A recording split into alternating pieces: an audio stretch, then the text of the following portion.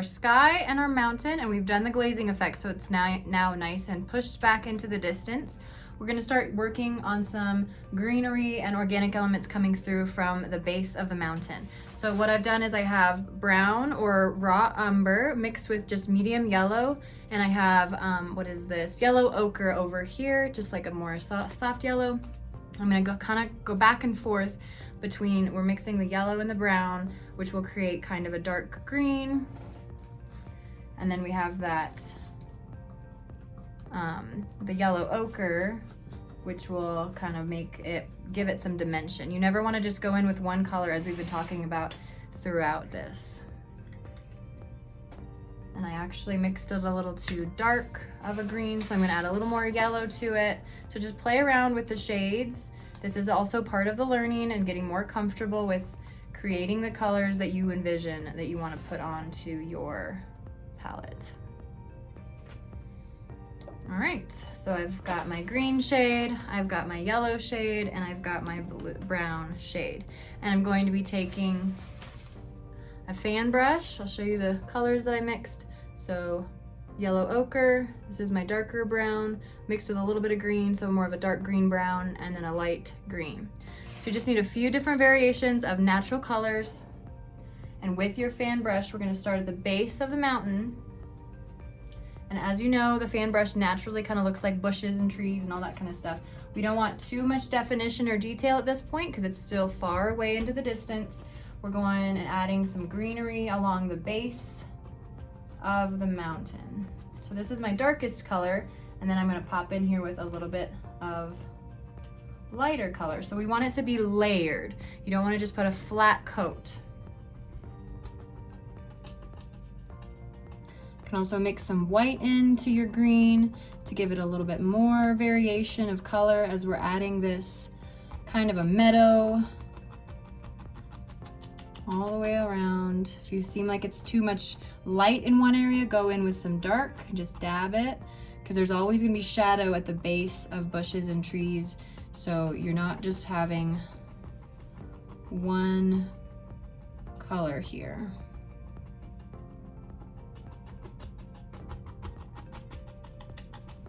And it does not have to be perfect, we're just laying down a first layer. We're gonna bring more detail to life as we go.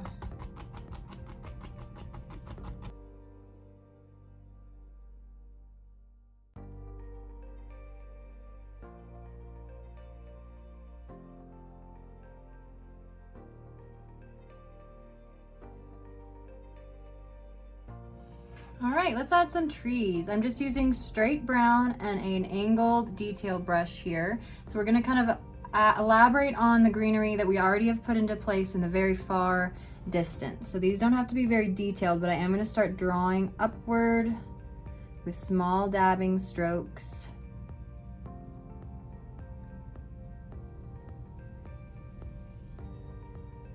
This is just some distant tree line.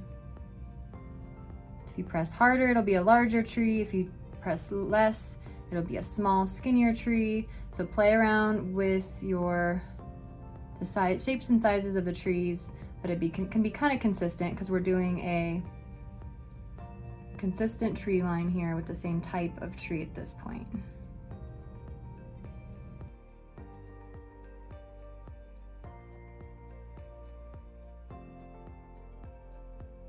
All right, now we have a little bit of a tree line here, and we're gonna go in with the glazing technique again. So this time you're gonna push the trees back to kind of join the mountains. And because there's already one layer of glazing on the mountains, it's just gonna be pushed back just a tad farther. So, which is what we want, because we want the farthest thing to be seen is the mountains. The tree line would be still far, but slightly brought in from the mountain. So that will naturally happen when we put one more glazing effect over the mountain and the trees.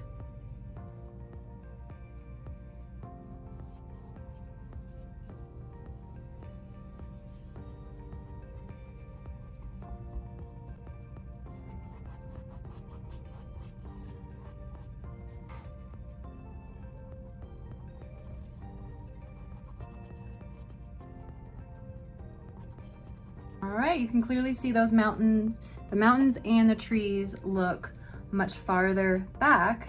than just a minute ago.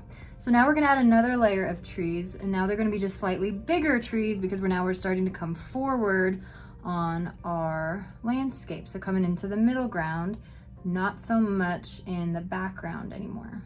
All right, so we're gonna kind of use these natural formations that already occurred from adding in our meadow, and we're going to add larger trees on the top of this meadow, or this little bump in the meadow here. Okay, and they can be really messy right now. We're just kind of adding in that base layer of where we want everything. We're using that same dagger angle brush. And we're still using just the brown color.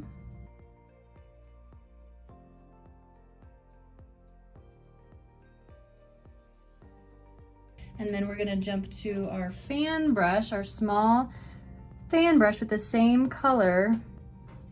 And I'm gonna be using the technique that we did on the trees exercise and just kind of flicking to the side.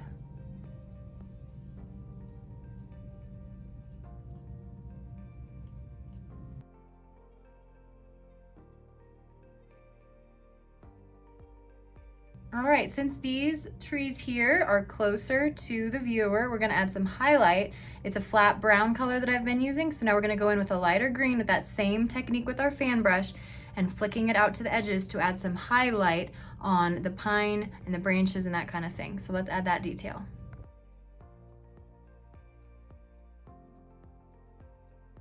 All right, with my fan brush, let's add in with light green. I'm just gonna clean up the edge of this little hill here. Add some detail with the edge of your fan brush. Some grassy effects here.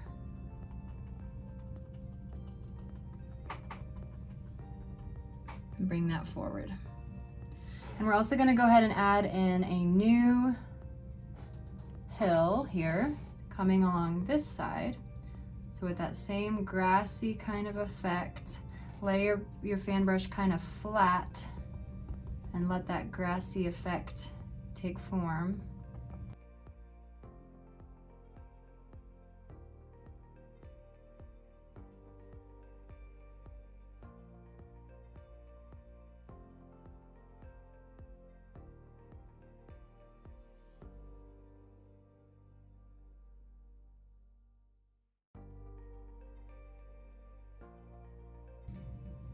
Okay, same thing right here. We want another one here. Kind of that's going to be a new edge for another hill. So that lightest color is going to be on the top because that's where the sun is going to be hitting it most.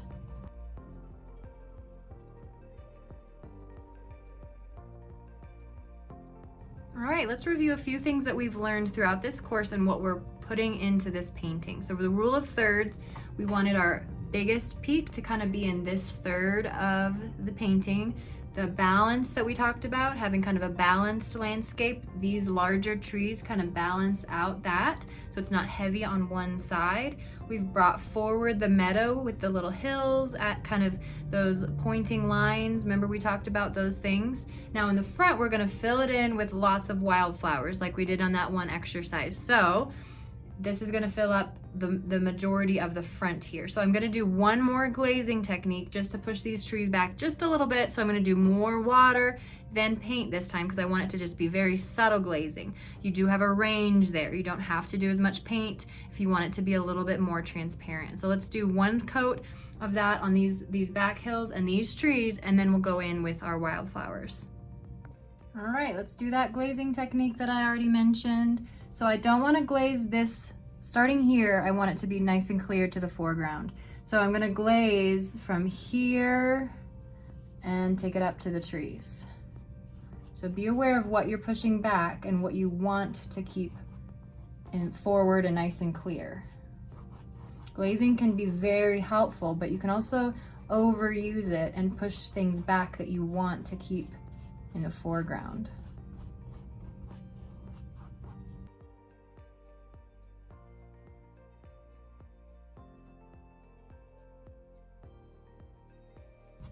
All right, so now there's a very clear definition of our background, our mountains, our middle ground, and then our foreground here. And this is where we'll add in our wildflowers next.